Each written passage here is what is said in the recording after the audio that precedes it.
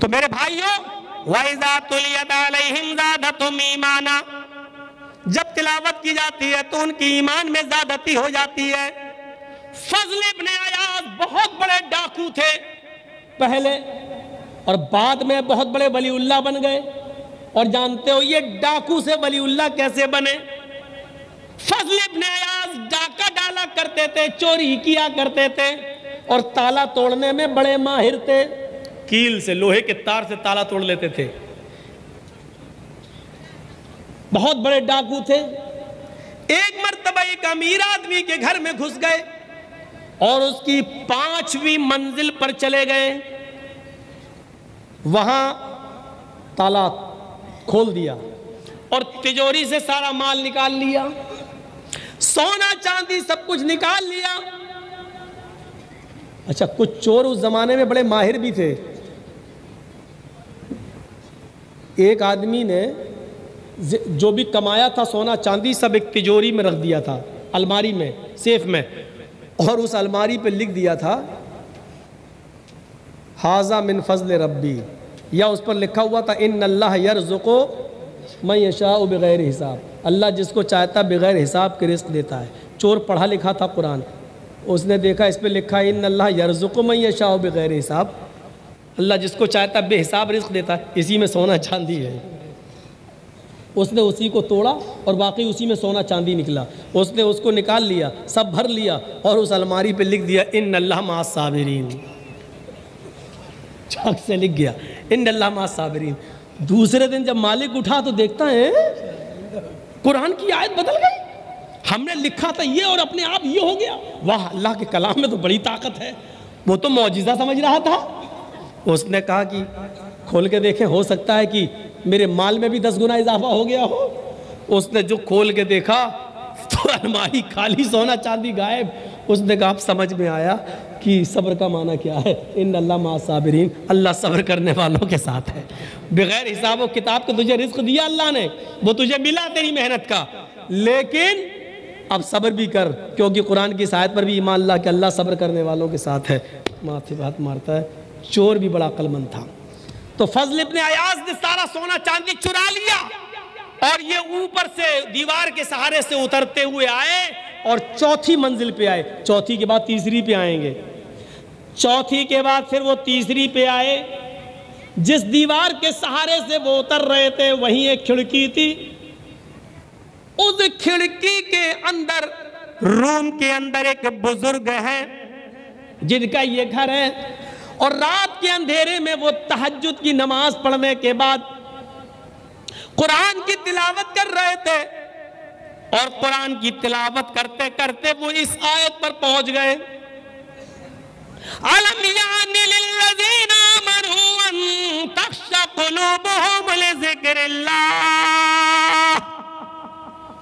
کیا بھی مومنوں کے لیے وہ وقت نہیں آیا کہ قرآن سنتے وقت، اللہ کا ذکر سنتے وقت، تلاوت کلام پاک سنتے وقت ان کے دل کانپ جائیں، ان کے دل لرز جائیں؟ کیا بھی مسلمانوں کے لیے وہ وقت نہیں آیا؟ علم یعنی للذین آمنوا ان تخشع قلوبہم لذکر اللہ، اللہ کا ذکر یعنی قرآن کی تلاوت سنتے ہوئے ان کا دل کانپ جائے۔ کیا بھی مسلمانوں کے لیے وہ وقت نہیں آیا؟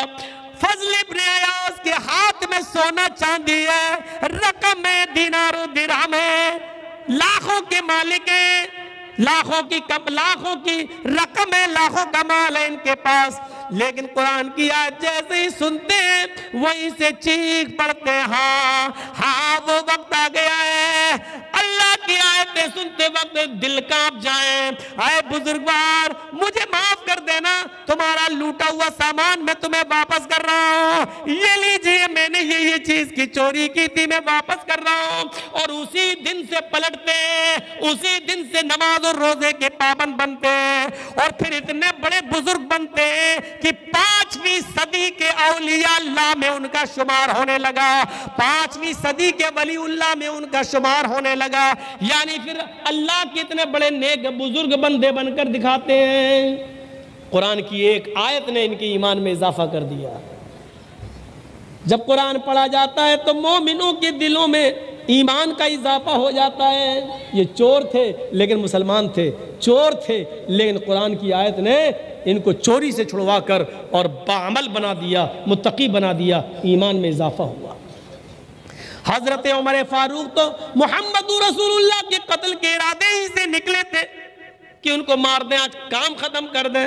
راستے میں کسی نے کہہ دیا محمد کو چھوڑو، پہلے اپنے گھر کی خبر لو، بہنوئی بھی مسلمان ہو گئے، وہیں سے پلٹ گئے، اپنی بہنوئی کے گھر جاتے ہیں، تم اسلام لائی ہو؟ اب جب معلوم ہو ہی گیا ہے تو ہاں لائی ہوں۔ یہ کیا پڑھ رہی تھی؟ پہلے تو چھپا لیا، نہیں میں سن چکا ہوں، بتا کیا تھا؟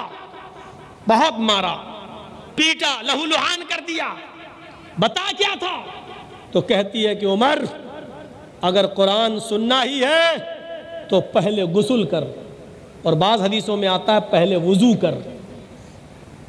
غسل یا وضو کر کے حضرت عمر آئے، ایک آیت پڑھی، بس ایک آیت سنائی گئی، سبح للہ ما فی السماوات وما فی الارض وَهُوَ الْعَزِيزُ الْحَكِيمُ، سَبَّحَ لِلَّهِ مَا فِي السَّمَاوَاتِ وَمَا فِي الْأَرْضِ، ساری تسبیحیں، ساری تعریف اس کے لیے، للہ اللہ کے لیے، ما فی السماوات وما فی الارض، جتنی بھی تعریفیں آسمانوں میں ہیں اور زمینوں میں، جتنی بھی تسبیحات آسمانوں میں اور زمینوں میں ہیں، سب اللہ کے لیے۔ وَهُوَ الْعَزِيزُ الْحَكِيمُ، وہ بہت ہی بڑا غالب اور حکمت والا ہے۔ قرآن کی اسی آیت نے حضرت عمر فاروق کے دل کی دنیا بدل دی، کہنے لگے مجھے بھی صاحب قرآن کے پاس لے چلو، مجھے بھی جناب محمد رسول اللہ کے پاس لے چلو، میں بھی ایمان لاؤں گا۔ جو ان کو پڑھا رہا تھا، خباب نام تھا اس کا، جو بہنوئی کو پڑھا رہا تھا، حضرت عمر کی آواز سن کے وہ چارپائی کے نیچے گھس گئے تھے، تم مرے ہم ماریں گے۔ اور جب عمر نے کہا کہ مجھے اللہ کے نبی کے پاس لے چلو، تو وہ چارپائی سے نکلے سب سے پہلے، چلیے ہم لے کے چلتے۔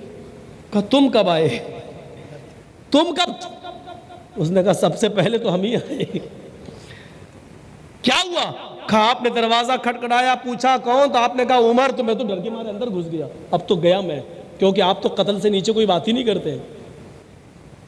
اچھا چلو اللہ کے رسول کے پاس، اللہ کے نبی کے پاس لے گئے۔ پورا واقعہ آپ لوگ سن چکے ہیں، بتانا یہ ہے کہ ایک آیت پڑھی اور ایمان میں اضافہ ہو گیا۔ ہم پورا قرآن پڑھ دیتے، ایمان میں اضافہ نہیں ہوتا۔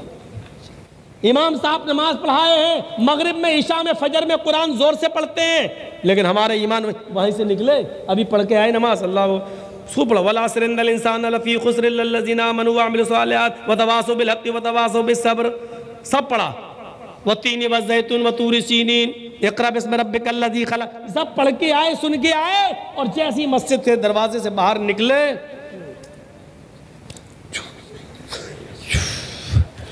نکالنا شروع کر دیا دھواں۔